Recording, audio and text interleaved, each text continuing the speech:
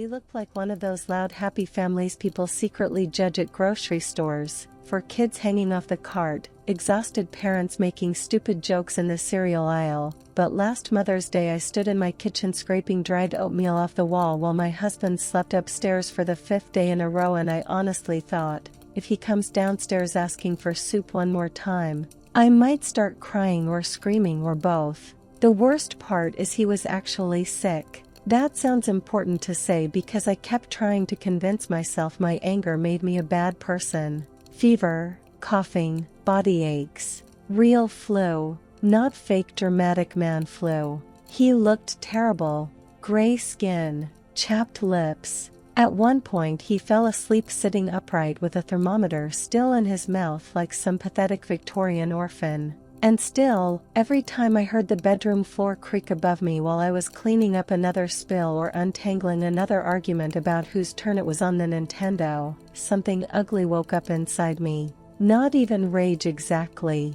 Jealousy. Pure ugly jealousy. Because sick people get to stop. Mothers don't. That Sunday started badly and somehow kept getting worse in tiny stupid ways. The baby woke up at 5:30 coughing directly into my face. My 10-year-old announced she needed cupcakes for school that morning, which apparently she had known about for 2 weeks. Someone clogged the toilet. Someone else stepped in dog vomit. Upstairs my husband was unconscious under 3 blankets while I cut strawberries into little heart shapes for a breakfast nobody appreciated.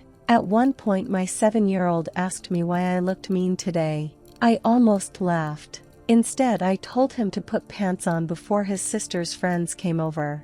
I kept waiting for someone to notice it was Mother's Day. Not in some princess way. I didn't need flowers or jewelry or a parade. I just wanted 1 hour where nobody touched me or asked me where their shoes were. By noon I was wiping peanut butter off the TV remote while the toddler screamed because bananas are apparently offensive now. Then my husband texted me from upstairs. "Can you bring water?" I stared at the message so long my phone dimmed. I knew he needed water.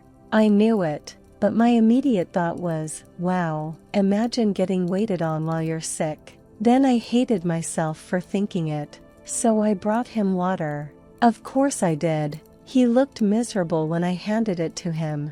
Sweat on his neck. Voice all scratchy. "Thanks, babe," I said and walked out before I started crying over something ridiculous like a glass of water. The thing nobody tells you about staying home with kids is how invisible your exhaustion becomes after a while. People stop seeing it because you keep functioning. Even you stop seeing it. A fever doesn't cancel motherhood. Food still needs making. Laundry still multiplies like bacteria. Children still need permission slips signed and nightmares soothed and snacks cut into shapes they'll actually eat. 3 years ago I had strep throat so bad I could barely swallow. I remember standing over the stove making macaroni while shivering so hard the noodles spilled onto the burner. My husband had offered to pick up takeout after work, which was kind, but somehow dinner still became my responsibility in the meantime.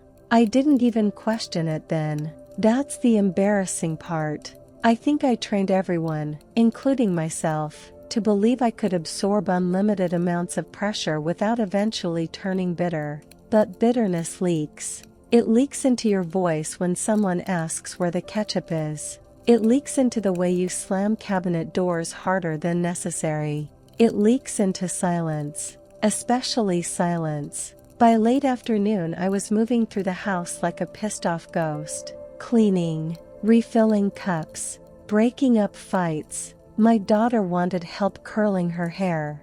The baby wanted me specifically, no substitutes accepted.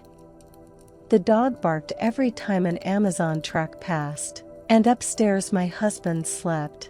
I know how unfair that sounds because he was sick. I know, but part of me wanted him to suffer a little more visibly. That's horrible.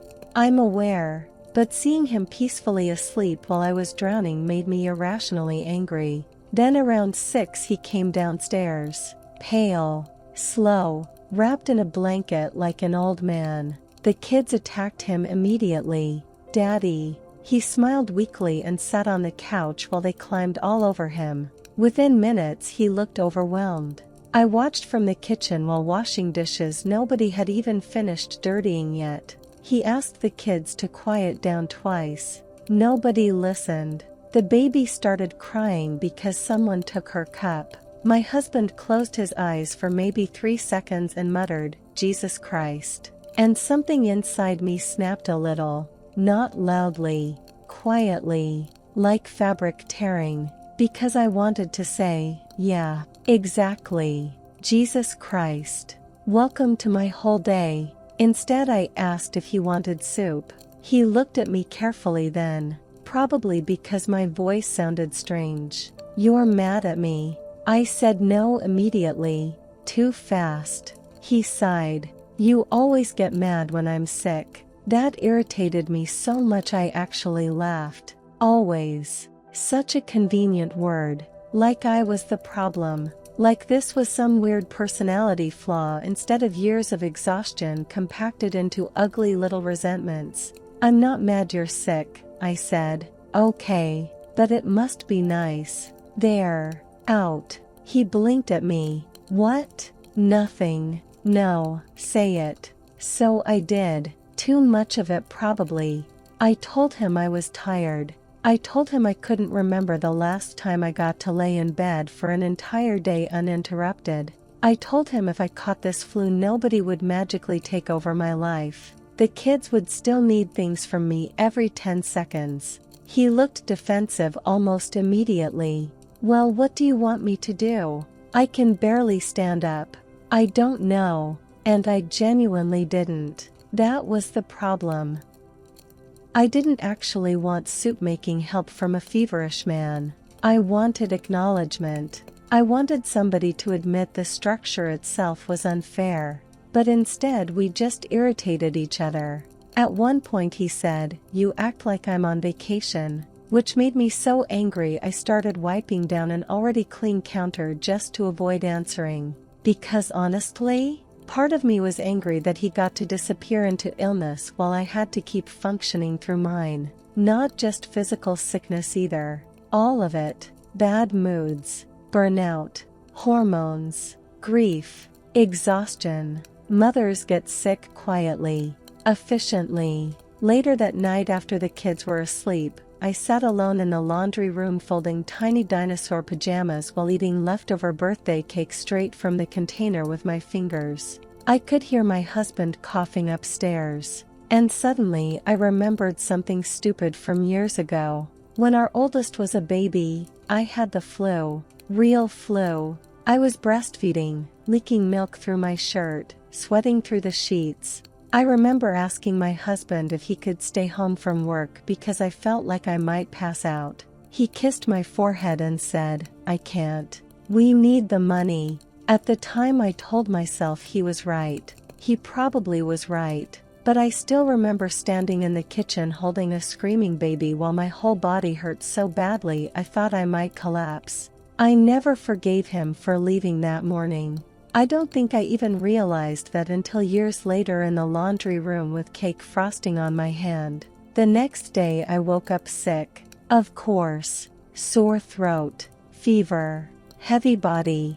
I just laid there staring at the ceiling feeling actual panic. Not because of the illness itself. Because I knew exactly what the day would still require from me. Downstairs I could already hear fighting. One kid crying. One laughing. Cartoon sounds blasting. I wanted to disappear. For maybe 30 full seconds I considered pretending I was sicker than I was. Not dramatically. Just enough to force someone else to carry things for once. Then guilt hit immediately because my husband was finally recovering and had work the next morning. So I got up.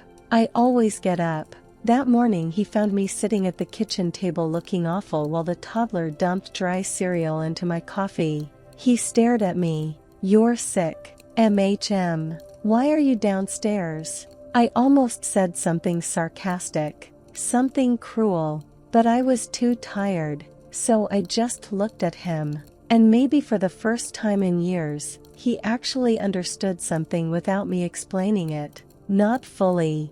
I don't think men ever fully understand this kind of exhaustion unless they live inside it. But enough. He called into work that day. The kids watched movies in the living room while he handled snacks and noise and arguments and diapers. By noon he looked shell-shocked. At one point he came into the bedroom holding the baby and whispered, "How do you do this every day?"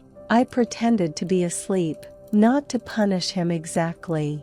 I just didn't trust myself to answer kindly.